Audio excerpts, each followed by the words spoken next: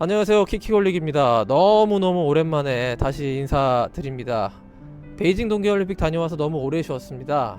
코로나도 걸렸고요. 목소리가 정상이 아니더라고요. 그러다 보니까 호주 오픈 리뷰는 물론이고 하드코트 시즌 전체를 다 걸러버렸는데요. 죄송합니다. 앞으로 조금 더 자주 영상 열심히 만들어 올리겠습니다. 그리고 호주 오픈 결승전 나달 메드베데프 리뷰는 제 네이버 블로그에 올렸으니까는 밑에 참조하시면 될 것 같습니다. 자, 오늘 주제는 낭랑 18세 테니스가 낳은 희대의 천재 스페인 제2의 나달 카를로스 알카라즈 이야기입니다. 마이애미 마스터스 우승을 차지하면서 센세이션을 일으켰는데요. 그가 남긴 기록들이 정말 어마어마합니다. 자, 첫 번째로요. 마이애미 오픈 역대 최연소 우승입니다. 18세 10개월의 우승. 2007년 노박 조코비치가 19살에 한 것보다 1년 앞당겼어요. 두 번째, 마스터스 시리즈 역대 세 번째로 최연소 우승입니다. 마이클 창, 라파엘 나달 그리고 카를로스 알카라즈 순서입니다. 자, 세 번째 기록은 스페인 최초의 마이애미 마스터스 오픈 우승입니다. 남자 선수로. 라파엘 나달도 2002년 이 대회 결승에 올랐지만요. 당시 세계 1위 로저 페더러에게 역전패를 당했고요. 그리고 5차례 결승에 올라서 번번이 우승 문턱에서 좌절했습니다. 후안 카를로스 페레로가 있어요. 세르히오 부르게라, 다비드 페레르 모두 준우승이 최고 성적입니다. 물론 여자는 앞선 우승자가 있는데요. 슈테피 그라프와 라이벌이었던 아란차 산체스가 우승했습니다. 자, 네 번째 기록. ATP 투어 결승전 3전 전승입니다. 18살 신예가 정글 같은 투어 무대 3번 결승에 올라서 한 번도 지지 않고 있습니다. 작년 우마그에서 리샤르 가스케를 물리쳤고 올해 만만치 않은 슈와르츠만을 리우 오픈 클레이 코트에서 이겼습니다. 점점 난이도를 높여간 끝에 마스터스 결승전에서도 우승을 차지했죠.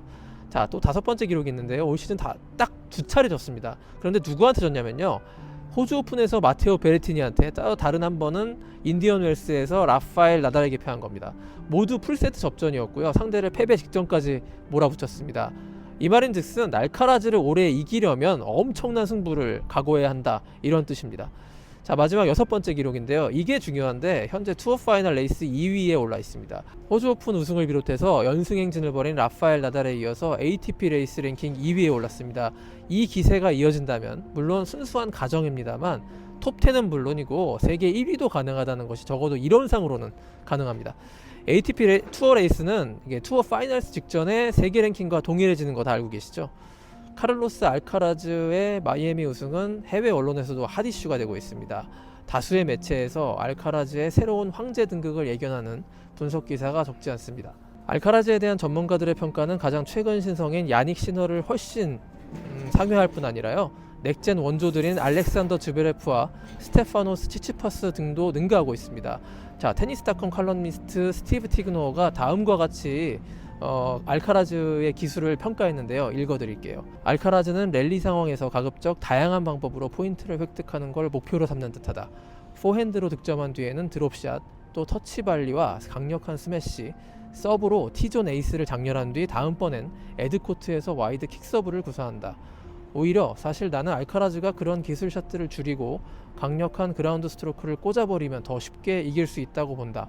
하지만 아마도 알카라즈는 상대를 추측하고 생각하게 만드는 것이 긴 관점에서 가장 좋은 전략이라고 여기는 듯하다. 자, 알카라즈의 최근 마스터스 시리즈를 지켜보면서 전 많이 놀랐습니다. 특히 인상적인 건 그가 포핸드 강타를 때리면 구석이 아닌 평범한 코스에 꽂혀도 상대가 막을 수 없는 경우가 많았다는 겁니다.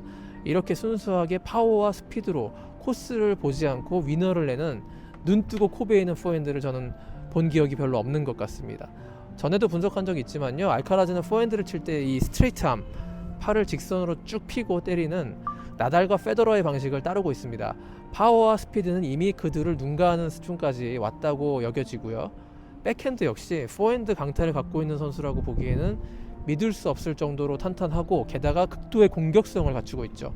자, 그렇지만 알카라즈가 미래의 챔피언이라고 거의 만장일치를 보내고 있는 전문가들은 단순히 포핸드와 백핸드에 열광하는 것이 아닙니다. 본질은 챔피언이 될 수 있는 더 중요한 자질을 갖추고 있다는 점인데요. 포인트에 대한 집중력과 상대를 이기고자 하는 강렬한 승부욕, 먼저 공격을 하는 공격적인 스타일임에도 리턴 게임에서는 끈질긴 수비로 상대를 질식하게 만드는 집요한 수비, 그리고 어떤 경우라도 코트 안에서 자신 밖의 존재를 향해 분노를 표시하지 않고 침착함을 유지하는 태도, 그리고 가장 중요한 코트 위에서의 플레이 하나하나를 즐기는 듯한 밝은 미소와 긍정의 마인드야말로 18살 카를로스 알카라즈를 최근 10년 동안 본 적이 없는 압도적인 차세대 챔피언이라고 전망하는 이유일 것입니다. 이런 덕목을 대략적으로 갖춘 인재는 최근에 없었는데요. 15년 전 한 명이 있었던 것 같아요. 바로 라파엘 나달입니다. 알카라즈가 치치파스에게 마이애미 마스터스에서 깊은 좌절을 안기는 모습을 보고 놀랍기도 했지만 저는 한편으로는 씁쓸했습니다. 이렇게 넥젠 스타들도 샌드위치 세대가 되는 것이 아닌가라는 허탈함인데요. 그렇게 훌륭한 테니스를 갖고 있음에도 빅3라는 벽에 막혀서 20대 초반 영광할 시간을 얻지 못했고요.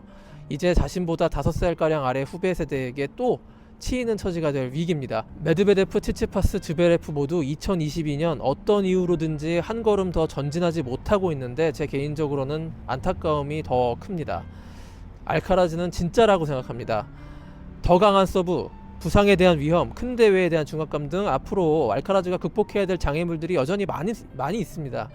그런데 이건 뇌표셜이긴 한데요. 알카라즈는 강서부가 더 장착되지 않아도 지금 이 기량 자체만으로 메이저 챔피언에 오를 수 있을 것 같습니다. 점점 큰 대회가 주는 긴장감도 잘 극복할 것 같고요. 당분간 큰 부상 자체는 없기를 바랍니다.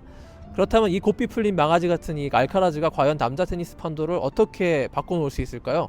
알카라즈가 스페인 출신이고 클레이 코트를 가장 좋아한다는 점을 유념해야 될 것 같습니다. 당장 5월 프랑스 오픈 우승 후보 3명을 꼽자면 저는 알카라즈를 그 한 명으로 놓고 싶습니다. 라파엘 나달, 노박 조코비치 그리고 카를로스 알카라즈, 빅3 나달 조코비치 이후 최고의 재능이 이제 만개하고 있습니다. 4월부터 펼쳐질 뜨거운 클레이 코트 시즌 정말 기대가 되고요. 그럼 다음 영상으로 또 찾아뵙겠습니다.